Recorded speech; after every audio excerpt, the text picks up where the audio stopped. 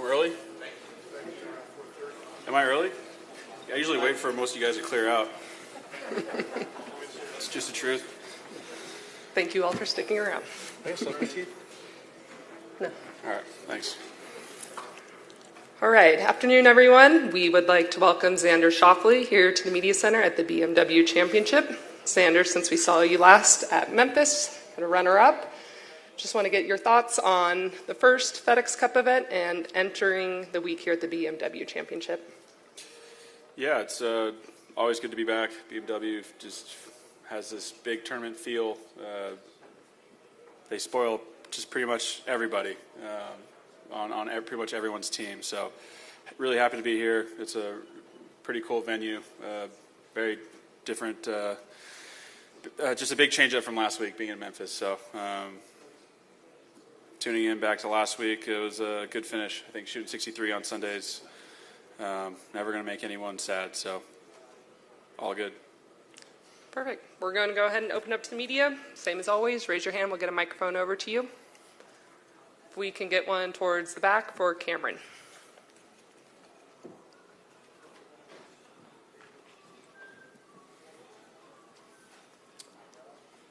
Go ahead, Cameron.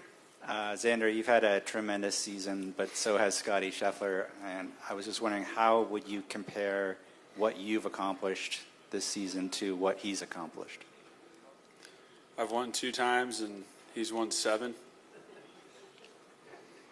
We both have a lot of top 10s.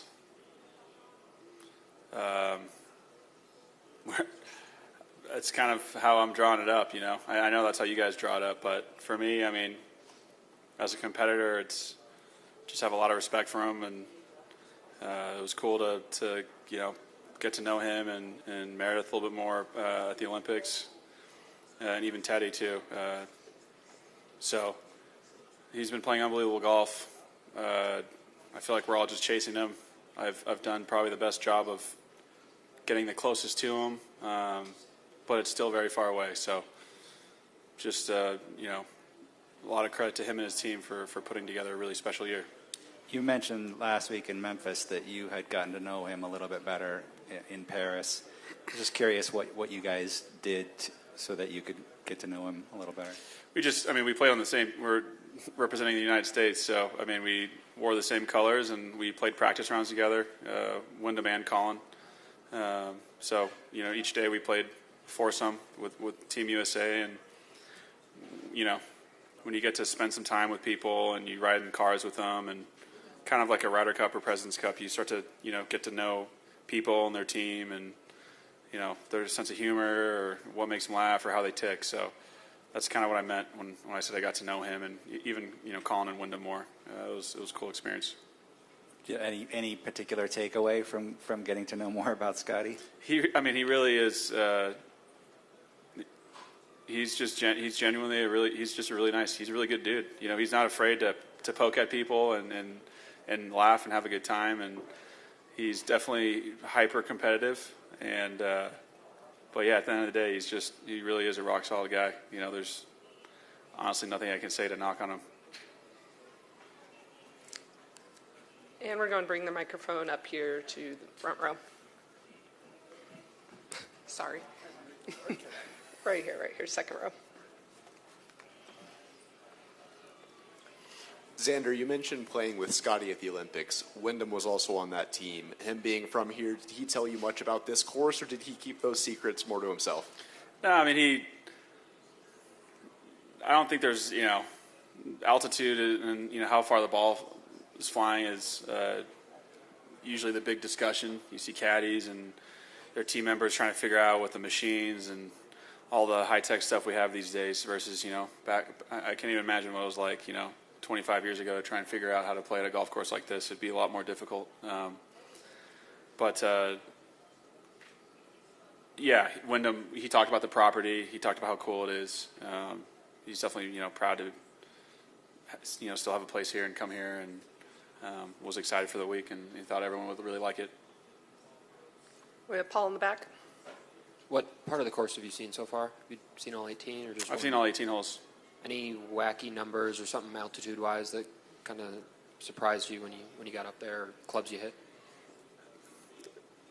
Not really. You know, I lived in Vegas for a couple of years, and it's not quite 65 or 6,600 square feet or feet up in the air, but I think, you know, tucked up in Summerlin there, it gets maybe just shy of 3,000 feet. So I played roughly 5% for 2 years when I was at home, and maybe that helps me a little bit. Trust sort of, you know, the only weird thing we have sometimes is when you're hitting over water and you're hitting a 4-iron from 265 yards. It's kind of weird when you think of it that way, but once you and your caddy break it down, it just like, it looks far away, but once you and your caddy break it down, the number you have in your head seems like you're at sea level, for me at least. At this point, after already playing two days, does it feel like you have the numbers dialed in, or is it one of those things that's going to be all week where you're trying to figure that out? It's going to be all week. I think it's going to be more of a, I was joking with Austin saying I might have to intentionally hit more club than some guys off tees just so I can catch my breath by the time I get to my golf ball. I think if you're first up on some par threes after a long walk, you might be huffing and puffing a little bit more than normal. We have Ben, very front row here. Can you talk to the momentum that you want to take from this week forward? Obviously, the next we know that you're probably going to be 1 or 2. How important is momentum, though, going to East Lake? Yeah, it's big. I mean, that's all I was sort of trying to focus with my team on in Memphis. I mean, I think same as this week. It's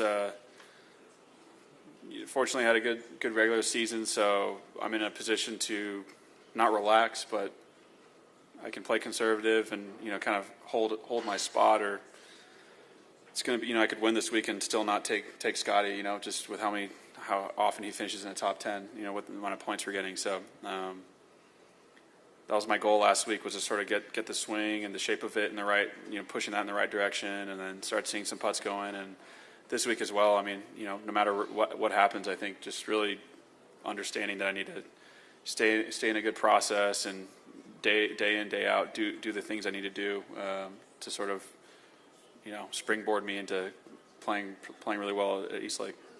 And you've been paired with Scotty a lot, obviously, lately because of your position. You will be again here. Has there been any issue, I guess, getting caught up or not getting caught up with the battle between the two of you? I mean, there's obviously other guys in the tournament, but there's always a lot of focus on the two of you at the moment. Yeah. I don't know. I mean, I feel like we kind of look at it in a similar fashion. We're really just playing against ourselves in the golf course. And the score, I don't know how, I've said this several times in the media, the score really is just a result. You know, some days you play really well and shoot 69, and some days you kind of play crappy and shoot 66, and that's just kind of how the game is. And then vice versa, you can play well and shoot 2 over, and play bad and shoot 8 over. So it's, I think, sticking to your process, you know, what's gotten us this far is going to be important, and not really getting too emotional about what's happening around us. Over to the right with Doug. When's the last time you threw a club during a tournament or otherwise expressed visible frustration? I don't know. That's a good question. For you, at least, Doug. Love a good answer.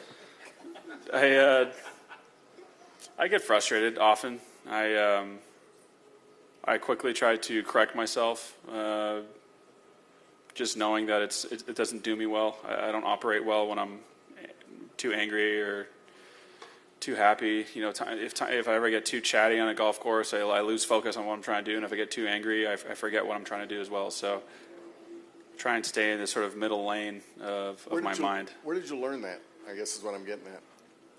When I got my card and on the Corn Ferry, and I was extremely angry. You know, I think I missed 9 cuts in a row, and felt like I was playing, like earlier, like I said, pretty good. You're talking about as a rookie? On the Corn Ferry, yeah. Oh, your first year on the Corn Ferry. First year on the Corn Ferry, yeah. It was my first time. You know, I'm sitting there, and huge pat on my back. I got through Q school, and I was fired up, and here I am, you know. I'm a fresh kid out of college, and I got my card already. That's pretty special. And then I made $25,000. I'm floating Austin with me every week and paying him more than I'm making. And, we're rooming together, and I'm angry all the time. And it was a lot of self-reflection, I guess, at that time, to realize that I was really frustrated, and I felt like I was playing decent golf. I was just missing cuts by 1 shot, and I was just having these little mini meltdowns all the time. So got my act together, fixed that, and then looped that in, got my card my rookie year. I was able to get through the playoffs on the Korn Ferry or Web.com at the time, and then the same thing happened. I finished top 5 at Sanderson when it wasn't a regular event. I guess it was I don't even know what they call it anymore, to be completely honest, but same thing. I was about to lose my card, and then I Mondayed into the U.S. Open, and the rest is history. I was able to turn it around. So 2 years of beating myself up in hotel rooms and just realizing that I need to stop kind of acting like a child in my own way is sort of how I came to that conclusion. You did that on your own. Yeah, I mean, my dad has been my biggest supporter mentally, family as well, and then now my wife as well. They all know me really well and how I tick, and they can spot when something's wrong or not. They just gotta. I think the people closest to you know your buttons, and they can tell if they press a button and I'm a little too sensitive or too hot that I'm not okay, and they check me at the door all the time. And then lastly, kind of on that note, what would you consider on tour, or maybe anywhere, the worst loss you've ever had? The hardest one to get over? A lot of negativity here, I apologize. Yeah, you're killing it. Here you are, Doug Ferguson checking me at the door here, huh? Just playing too good for myself here. When I 3-putted at Century, and I got to get into play. I had a 2-putt to win, and I 3-putted, and I got in a playoff, and then I was so rattled from 3-putting. Had a meltdown, internal meltdown, and like chunked the chip off the fringe or something. I can't remember. I'm pretty good at being a starfish when it comes to stuff. I forget, 3-second memory here, and I forget about it. So, but I just remember 3-putting there. Was really excited, really amped up. Downwind putt, whacked it 7 feet by, missed it. Was in complete shock. Then I had to go into a playoff. Had no chance of winning that thing, obviously. I remember sitting in the hotel room, being like looking at the floor, and my wife Maya was like asking me if I'm okay, and I was like, you're gonna have to give me like at least 10 or 15 minutes. So that was 4 or 5 years ago. But that's like the only one I can think of off the top of my head. I'm sure I've had worse. What's that? Yeah, thank you. I'm just coming off another. I've done it twice now in my career. I haven't won a tournament for 2 years and was able to rattle off 2 majors. So I don't even know what that means, but you'll be here to ask me the weird questions along the way. We're going to Bob, and then we'll get a microphone up to Ryan. You just alluded a minute ago to your early days as a pro, and obviously you're not playing for a lot of prize money and joking about, or maybe you weren't joking about paying your caddy more than it was a lot of prize money. For you, it was, right, at that time? I mean, yeah. Yeah, I mean, if we're going to compare and contrast, I mean, not as much as now, but right. Yeah, I mean, winning $30,000 in a week was pretty damn special to me at the time. At what and point, my caddy. Sure. At what point do you even consciously recall when you didn't think about the money? Because early on, when you're starting out, you probably need to think about the money. Well, yeah, I mean, when people are expecting you to pay them, and you have people backing you, and people helping you to move along, and you feel like you're failing immediately when you're not supposed to be. It wasn't. I wasn't sitting there thinking about the money when I was playing bad. I was sitting there thinking about how I'm missing cuts by one. You know what I mean? It was more of that than anything else. I was more disappointed. My competitive side was really ramped up because I was rattled about how I was missing these cuts by one shot. Playing with guys that I felt like I could beat, and they were smoking me by 3 or 4 shots on 2 days. So it was more of that than anything else. Do you ever recall a time thinking about a missed putt cost me $1,000 or whatever the number was? Like, would you have ever zeroed in on the numbers based on the score? And obviously, getting past that's probably pretty important. Yeah, I mean, in all honesty, not really. My friends have texted me in the past, letting me know that putt, they feel like it cost them too for some reason. Like my friends think we're all on the same team. You know what I mean? There's a lot of us when they write it. I'm like, okay, at least they're wearing it with me. You know what I mean? So they're not feeling that lust on you? No, they're busting on me for sure. Yeah, they want to make it hurt. So, but yeah, I honestly don't think there's any pro out here that's sitting there like, oh, if I make this putt, I'm gonna make, 50 more grand or 80 more grand. Someone might say it to them after the fact, but when you're in there, you're trying to make an 8-footer that's right edge. Like you're sitting there like, all right, I've hit this putt a few times. Like let's see if I can roll this thing in, and then you hit a bad putt and you want to go straight to the putting green and hit an 8-footer that's right edge. Ryan, go ahead. I guess along those same lines, in this era of inflated purses, does $25 million still get your attention? Does 15, 10, 5, the sort of money you guys are going to be playing for over the next 2 weeks? Yeah, I mean it's interesting. The media has been an interesting thing to me the last 2 or 3 years. There's a reason behind inflated purses, and a lot of people have been talking about money. And I mean, the news that I do read, it's funny. It's really negative. It's painted really negatively in golf, which is fine. I think people like to hate on anything these days. But when I look at other sports, when someone gets a $300 million contract, there's all these positive comments about how someone got their bag, or they've worked so hard to get this and they deserve it, and things like that. So it's interesting to me. I think maybe golf is a gentleman's game, and you're not supposed to talk about money, but all the media wants to do is talk about money. And us players, I think the players that make the most money don't think about money because it's just not the most important thing. So to answer your question, yeah, I mean, winning $25 million would be really cool and really nice, but I don't think it's going to change my life. And I can tell you, if I lose and play bad, I'm going to be pretty upset about playing bad and not being able to peak at the right time more than losing money. That's interesting, too, because you mentioned the other sports, and, NFL quarterbacks now are making $50, $60 million a year. Should the top golfer on the PGA Tour be making $40, $50, $60 million? Like, if Scotty Scheffler wins the FedEx Cup, I think his season earnings, not including off-course endorsements, would be $60 million. It's a lot. That's a lot of money. I mean, he's the thing. I mean, it's different. The money that's around the top players is skewed. You take the top 10 quarterbacks. You're going one-on-one, which is not really fair, I'd say. Scotty's won 7 times. I think that's including Olympic gold, and maybe 8. I don't know. I don't want to mess that up, and he's made significantly more than everyone else. If you look at how much 10th is made, the 10th best player in the world's made, it's not going to sniff how much Scotty's made. And that just shows how well Scotty has played in these big tournaments.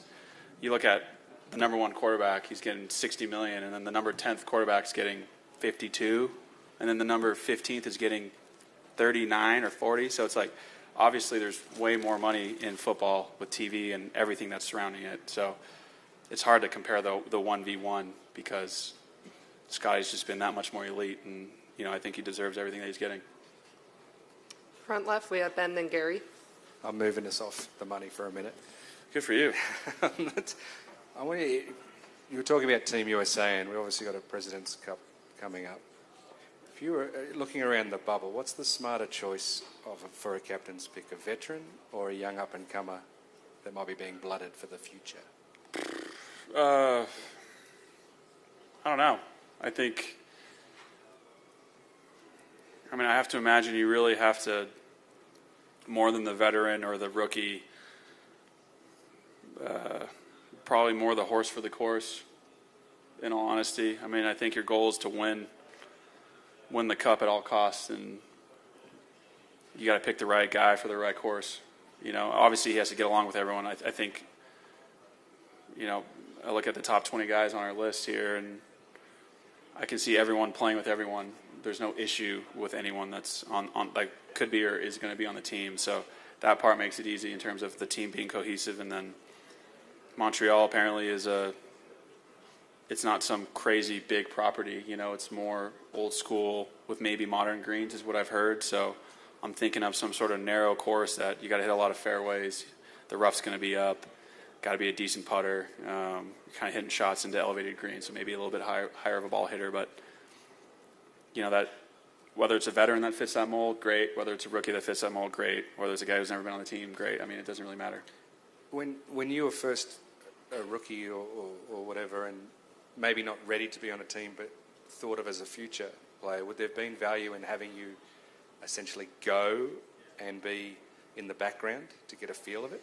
No, that'd be too much of a tease. You know, you're sitting there doing your head in about how you didn't make it. You know, and it's a really cool experience, but just I know how competitive everyone is, and as much as you're going to root for your squad, it's going to be tough to wear that one mentally. I think you're better off going on vacation. Harry, go ahead.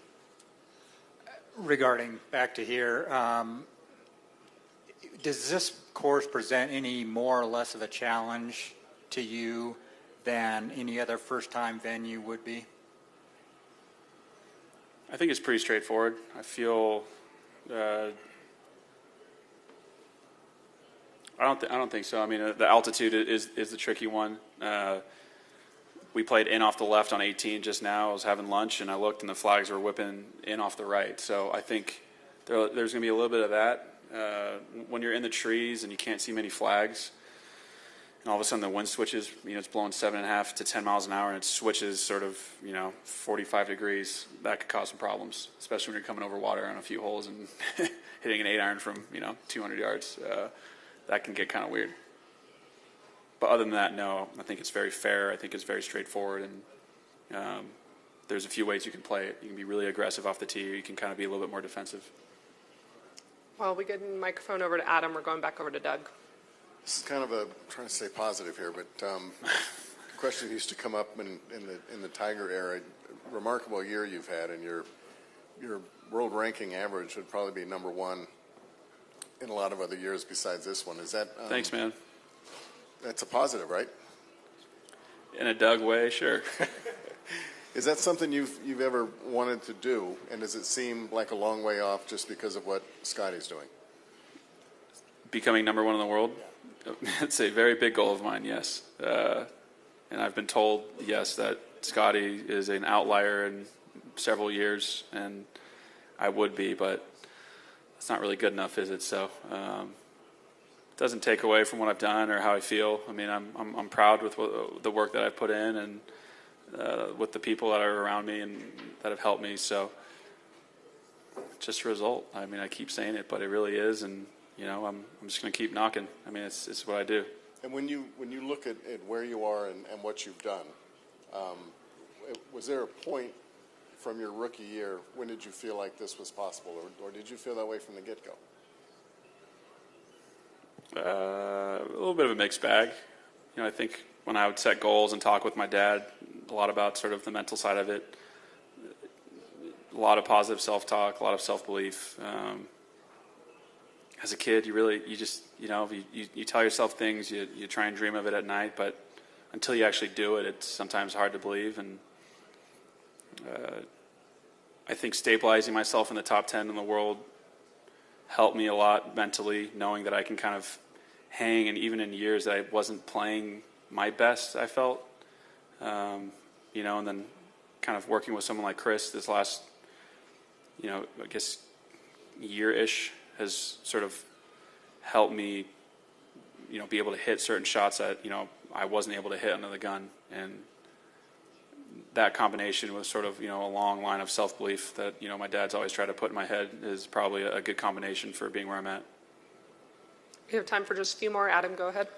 Building off what Doug was saying there, was there a result of a tournament early in your career where when you look back and you think, I know I'm going to make it now? When I finished, when I Mondayed, I played with Stricker 36 holes to get into Erin Hills, and when I played with him, and I had to go into a playoff the next morning actually to play like four more holes, like a 6 for 4 or 4 for 6, I think. Sorry, 6 guys for 4 spots, and I got off the green. Strick told me, like, I think you're really good. Like, I know, he asked me how my year's been going. I told him it hasn't been going great, and he just, gave me a kind of a nice veteran pat on the back. And then I got to Erin Hills and played. I think I finished tied 5th or tied 6th or something like that. And after that, it was like a huge sigh of relief. because I felt, it was a pretty big stage for me. And then I secured my card at the Travelers shortly after that. So from that, I think when you secure your card as a rookie, it is something that you can celebrate, no doubt. And someone ever help you out along the way outside of your family that you look back fondly on? You ever at a tournament give you a sponsor invite, or someone give you a free lesson, or anybody do anything that you? Never got a free lesson. My dad was my only swing coach for pretty much ever. I get a lot of love and support from my hometown in San Diego. There's a lot of, my dad would golf with a lot of, they're probably 60 or 70 years old now, and they still text me after I play well, and when I was learning how to golf, I would ride in carts with them, and so those types of people. But for the most part, my core group has been my family. It's helped me so much. If in a previous year, could you imagine a scenario where a player would win 2 majors and not be the player of the year? Yeah. I think didn't VJ have to win 9 times to take Tiger, right? And whatever year that was. So, I think when you're trying to, Scotty's made himself very dominant and very known in this world of golf we're in, and everyone knows what they have to do now to sort of get on the top of that mountain, and it's going to look like probably something what VJ did, something crazy like that to take him. We're taking final 2, Cameron, and then we'll finish up front. Xander, I know who you usually play with in Ryder Cup and President's Cup, and I know who Scotty often plays with in those events. What would it look like if you guys actually played together? If Scotty and I played together? Right. Sorry? If you guys were teammates in those events, what would it look like if you played together? I would hope that we could beat whoever we played. I think we'd have a lot of fun. Teddy and Kai's get along well. I get along well with Scotty, and I think, depending on the format, I think it'd be a lot of fun. And take final question. Couple not about the money questions. Is it better to be you than the 13th best paid quarterback in the NFL? It's a weird one, huh? Yeah. I don't know. Josh Allen's probably the only quarterback at a really high level that I've ever talked to, and he was a really nice guy. So being was there 32 teams in the NFL? Yep. Yeah. So you're still in the upper part of that, and I don't know. I don't know what it's like to be in a locker room rallying a group of men to go to war every Sunday. I'm very happy with the person I look at in the mirror most days. So it's very different, I'd say, comparing the two. And if it's not about the money, what is it about for you? Is it to be at that mountaintop, to be the number 1 player, or is it something else? I played soccer as a kid, and it was a team thing, and we'd lose. And I always wanted to play forward because I wanted to score the goal and make the difference. And, I was too young to understand sort of how it all worked, but I played defense, and, they wouldn't score, and we'd tie and lose in PKs or something like that, and I would do my head in because we'd lose. And then I saw my dad playing golf, and then we talked about how it's an individual sport, and as soon as I started hitting golf balls in the range and seeing a golf ball fly, it was kind of love at first sight. So for me, I've always loved just playing golf. I've always loved hitting golf balls. Now, not being so new to it, that sort of honeymoon, sitting on the range as a 12-year-old, 13-year-old hitting 600 to 1,000 balls, I don't do that anymore. But I really enjoy the sort of process. I like whether it's my trainer telling me that we need to, go from A to box C this off season. This is how we're going to do it. Or my putting coach, telling me I need to hit this many putts and see if I can get this result. Or, Chris telling me that I need to, get my swing speed or like the club to shape or move this way, you know, in the next week or two, see if I can do it. There's so many little challenges that present itself week in, week out in golf because there's so many variables and so many moving things, and I just really enjoy that challenge. It's an ongoing battle. That's a really hard one to win, and new opportunities always seem to present itself. So that's pretty much the part of golf I love the most. And that's all the questions we have. Xander, pleasure as always. Good luck this week. Thank you. We'll go outside where it's cooler.